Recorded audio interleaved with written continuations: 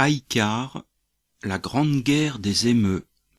Sir George Pearce, sénateur d'Australie occidentale, s'apprêtait à vivre les événements les plus importants de sa carrière, ceux qui allaient le rendre à jamais immortel. Sir George était, ma foi, plutôt bel homme, grand, distingué et arborant une fière moustache. Il n'y a pas à dire, il avait de l'allure et devait encore plaire aux femmes.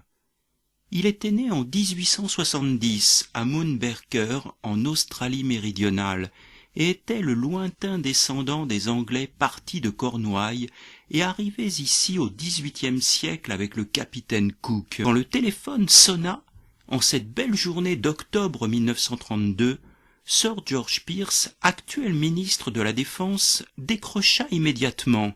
« Allô, quoi? Vous me dérangez parce que des volatiles picorent vos champs ?» Il éclata d'un grand rire sonore et raccrocha d'un coup sec le combiné. Mais dans les heures qui suivirent, les appels se multiplièrent et Sir George commença à comprendre que l'affaire était sérieuse.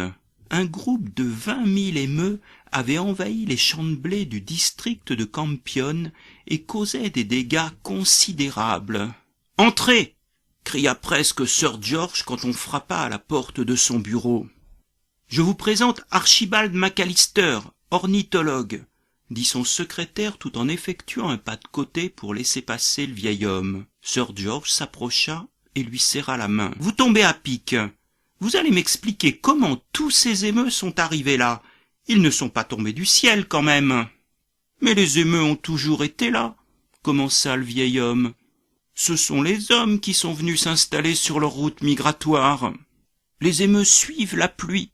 En Australie occidentale, les pluies d'été vont vers le sud-ouest en partant du nord et suivent le chemin inverse en hiver. C'est la route qu'empruntent les émeux dans leur déplacement de masse. »« Mais quelle pluie voulez-vous qu'ils suivent ?» le coupa Sir George. « Ça fait des semaines qu'il n'est rien tombé. »« Justement, c'est parce qu'il ne pleut pas qu'ils ont convergé par milliers vers le village de Campion. Les points d'eau artificiels installés pour le bétail sont pour eux une manne inespérée. Et en plus, ils ont trouvé des champs de blé à perte de vue qui leur offrent le gîte et le couvert. Pourquoi voudriez-vous donc qu'ils repartent ? » « Vous savez ce que ça mange des oiseaux de cette taille ?»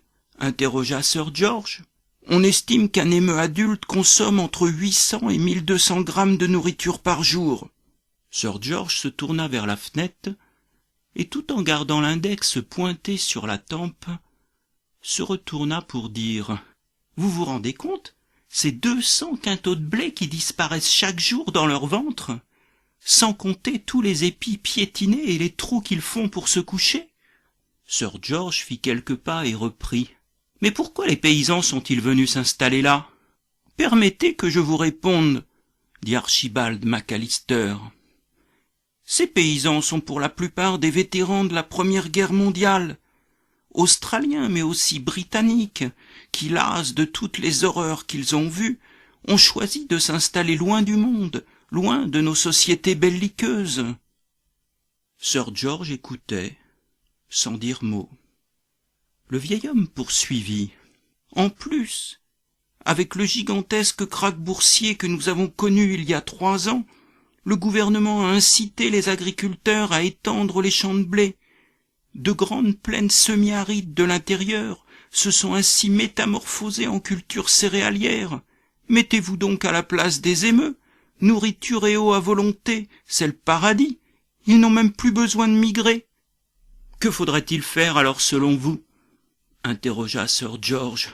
« Installer des clôtures infranchissables. »« Infranchissables, ça veut dire quoi ? » « 1,50 m au minimum. » Sir George fit quelques pas dans la pièce, tout en se caressant le menton. « Très bien, je vais voir si c'est possible. » En voyant Sir George se diriger vers la porte, Archibald McAllister comprit que l'entretien était fini et se leva. « Je vous remercie d'être venu. Sans vos lumières, qu'aurais-je fait ?» Une vigoureuse poignée de main acheva l'entretien et Sir George regagna son fauteuil. Renseignement pris, il s'avéra que l'élévation d'une clôture coûterait beaucoup trop cher. Le gouvernement n'avait ni le temps ni les moyens de réaliser un tel projet. 200 quintaux de blé disparaissaient chaque jour dans l'appareil digestif de ces volatiles. Il fallait que ça cesse immédiatement. On toqua à la porte. C'était son secrétaire. « Sœur, une délégation de fermiers demande à être reçue. Et en quoi cela me concerne-t-il, s'il vous plaît ?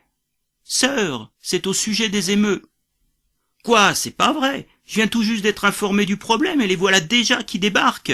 Dites-leur de revenir demain. »« Sœur, ils ont l'air très en colère. Raison de plus qu'ils reviennent demain. »« Combien sont-ils ? » ?»« Une dizaine environ, sœur. J'en recevrai 3. Inscrivez-les pour 10 heures. »« 3 représentants, sœur ? » ?»« Pardi, de quoi voulez-vous qu'il s'agisse d'autres ? » Le lendemain matin, à 10 heures pile, Sir George demanda qu'on introduise les 3 hommes. Un grand gaillard de près de 2 mètres apparut dans l'encadrement de la porte.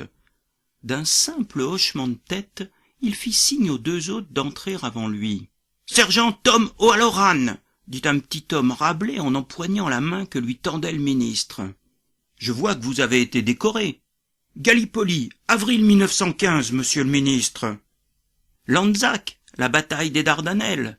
Nous avons eu de lourdes pertes. »« Oui, monsieur le ministre. »« Et vous ?» demanda Sir George à un grand blond aux traits burinés par le soleil. « J'ai encore quelques éclats d'obus dans la tête, mais ça va, on fait aller. » L'homme sourit. Il ne doit pas être marié, songea Sir George en voyant ses dents jaunes, ses grosses lèvres proéminentes, ainsi qu'une vilaine cicatrice qui lui barrait le visage du nez jusqu'à l'oreille droite. Il lui manquait d'ailleurs le lobe de l'oreille qui semblait avoir été arraché. « Messieurs, prenez place !» 3 fauteuils de style victorien les attendaient. Le géant semblait hésiter et évaluer du regard la robustesse du fauteuil dans lequel il finit par prendre place. « N'ayez crainte, ils sont solides, ils ont toujours craqué. Messieurs, puis-je vous offrir quelque chose ? » ?»« Non, » répondirent-ils de concert. « Un cigare, peut-être » ajouta Sir George en leur présentant une boîte. « Ils sont excellents, je les fais venir directement de Cuba. » D'un hochement de tête accompagné d'un mouvement de la main, le géant fit signe que non. « Je suis preneur, » dit le sergent en saisissant un délicatement entre le pouce et l'index. Il le huma et allait s'exprimer quand Sir George prit la parole. « Bon, messieurs, si nous passions aux choses sérieuses, qui veut commencer ?» Le petit sergent ne se fit pas prier et attaqua aussitôt. « Pour faire face à la crise de 29, le gouvernement nous a demandé d'étendre nos cultures de blé. Nous avons immédiatement répondu présent et fait de lourds investissements. Mais le gouvernement n'a pas tenu ses promesses. Les aides ne nous ont jamais été versées. Nous sommes endettés jusqu'au cou. Et maintenant des milliers d'émeutes saccagent nos champs. Que comptez-vous faire concrètement ? » « Tout d'abord, » répondit Sir George, « laissez-moi vous féliciter pour les très bons résultats que vous avez obtenus. J'ai ici la courbe de croissance de la production de blé de ces 2 dernières années.